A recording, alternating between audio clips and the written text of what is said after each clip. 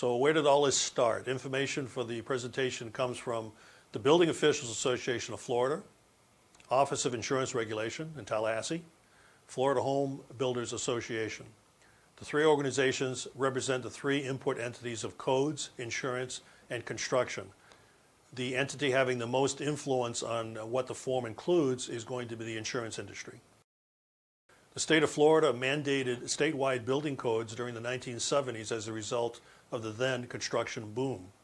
Under the Florida Building Codes Act of 1974, the legislature required local governments adopt an interim building code by January 1st, 1975. It also created the Board of Codes and Standards as a result of that. Until such time as the legislation adopts a statewide code, all counties and municipalities are required to adopt and enforce one of the four model codes already in existence, also known as the interim code.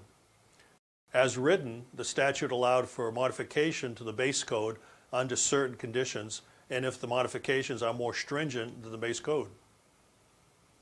The available adoptable codes at the time were the Southern Standard Building Code, SBCCI, the South Florida Building Code, SFBC, and the Congress of American Building Officials, 1 and 2 Family Dwelling Code, CABO. And also, as we all are aware, the Epcot Code, which covered Disneyland in Orlando. And Epcot stands for Experimental Prototype Community of Tomorrow. Now, it's interesting to note that most widely used code of the 67 counties, 65 counties use this code, was the Southern Standard Building Code.